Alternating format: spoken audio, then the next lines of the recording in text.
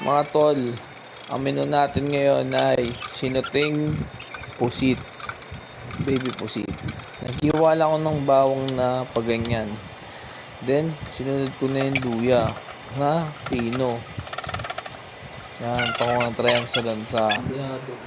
Then, nakalimutan kong bumili ng cherry tomato. Kaya, hindi ko alam kung hihiwain ko ba siya o ano. Kasi usually, pag cherry tomato, hindi ko na hinihiwa.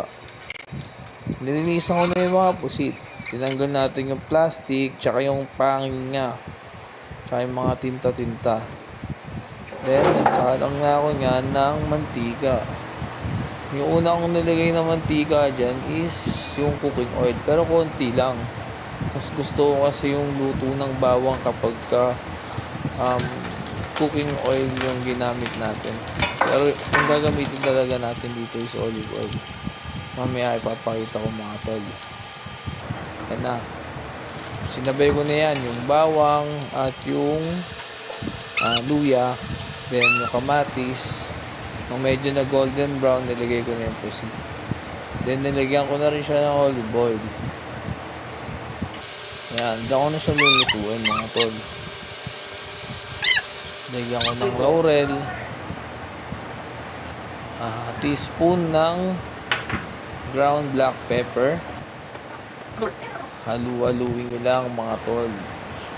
Yan, lalagyan natin siya ng dried chilies. Yan, 5. Then, paprika. Para magkaroon siya ng kakaibang kulay at medyo may sipa din naman yan ng konting anghang. Kasi yung dried chilies, wala, halos hindi na siya lumalasa eh. Tapos, sinapang ko yan ng ano ba tawag dyan? Meron ba tawag doon? Yung nilalagay kinchay o kinchay. Then, nalagyan ko siya ng patis.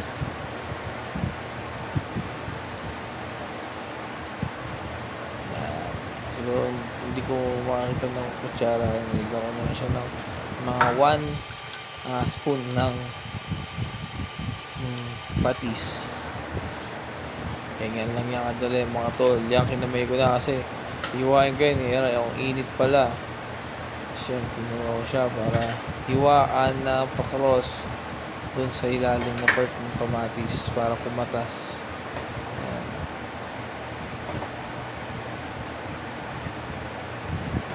Ang sarap niyan mamaya kasi yung kamatis pag dinurog mo siya kasi sasama mo siya dun sa mga pusit, may kakaiba siyang lasa eh. Yan lang tol, medyo tutuyuin ko lang siya kasi medyo nagtubig yung aking pusit. Kahit naman ma-overcook yan, hindi masyado siyang titigas kasi baby pusit lang yan eh.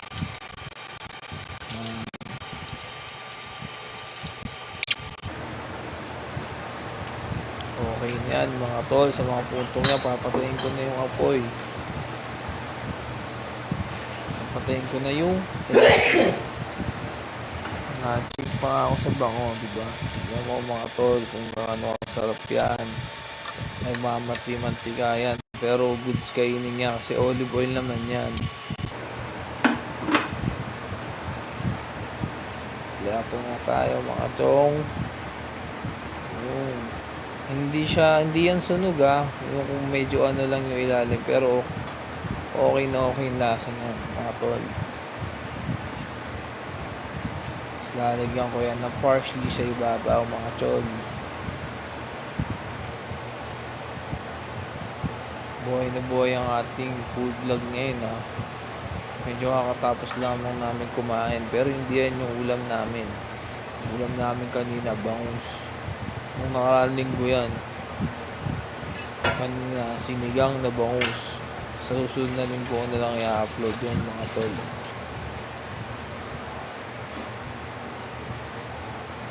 Okay na, kakain na tayo yan mga chong. Tignan mo lang yan, tignan lang yan kasimple, sinitang pusit yan. Pray na ako dyan, nag-pray na ako dyan mga tayo yan. Tignan mo magpasalamat ka sa mga biyayang na nakukuha mo sa bawat araw. Kailangan lagi mo magpapasalamat every day. Mag-wake up bago matulog. Dahil muna tayo magdadasal. Magmana sa buhay, Lord. At bansa, sa Pilipinas, sa Samar, and continue to guide and bless our relatives, Lord. Sana may tagpin sila to worship you, Lord. And to be nito, Lord, may continue to get develop or getting strong, Lord. Sana makalas sa kanila, Lord. Walang problema, Lord.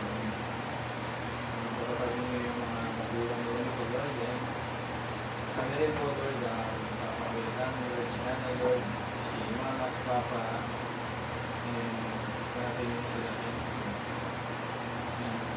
Patawad sa mga pagkakasala namin na mga nagagawa, Lord, sa kapwa, sa isa't isa na sa amin, and sa mga hindi namin napapasakit sa inyo. And continue to bless this family. Tiyataas ko ang panalangin ko sa mabalit sa tao ng namin sa Jesus.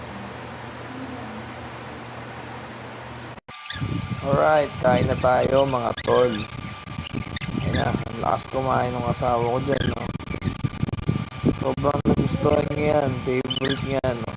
Actually, isa sa mga favorite niya niluluto ko yan, yung adobong pusit, sinating pusit. Dahil minsan nakakain kami nga sa Manam, parang sinabi nga sa akin, gayahin mo to. Then sa Locobor, nakakain din kami ng ganyan, sinabi niya, gayahin mo to. Dalawang beses, ganyan sinabi, gayahin to, naalala ko. Kaya yun, ginaya ko na yun. Actually, pangatlong beses ko na magluto nito, yung pulang pinlag. Coke muna tayo, pero minsan lang yan kasi masarap uminom ng Coke kapag nakapasarap ka kumain. Pero huwag kayo laging mag-Coke, sama yan. Ang dami mo ng kanin tapos nag-Coke ka pa, sugar yan, tataas ang yung diabetong. Pakita mo, sarap yun guys. Ganyan lang kami, luto, food trip, pakain sa labas, pag may natrip ang biyahe, lutuin ko. Minsan siya, niluluto na din. Give and take lang.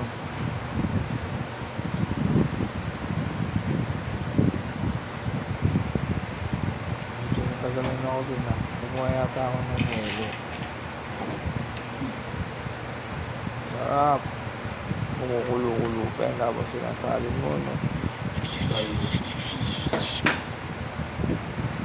Kain na, bakbak ulit.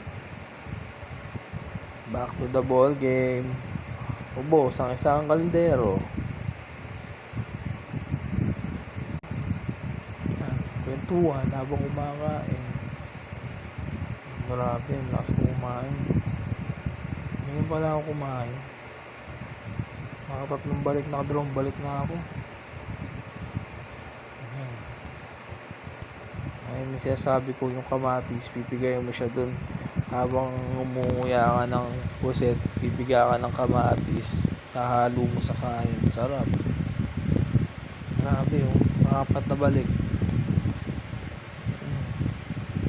Tapos ang laban, busog na naman.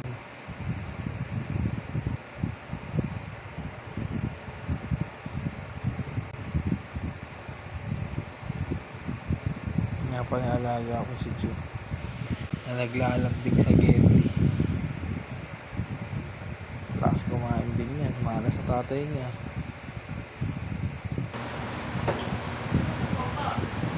Put ng asawa ko, nakataas pa yung pang. Mga anggole. Ang sweet. Hindi na, usap na habang kumakain. Lagi yung communication sa kaway ng lagi yung nag-uusap. Mga planning, mga usapan. Dapat align kayo kung ano yung turo ni God, kung ano yung decision nyo, kung consult nyo yun. kung naka-align ba yan sa Lord.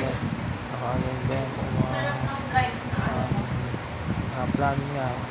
Yung ako hanggang sa paminta lang yan. Pag Saka hindi, sa gawin. Pag Ay, naka-align, lagyan mo gawin mo. Gawin mo yun. paprika. Also, always consult the scripture namin ng laban. Tapos na ang gera, medyo natulala yung asawa ko. Masarap.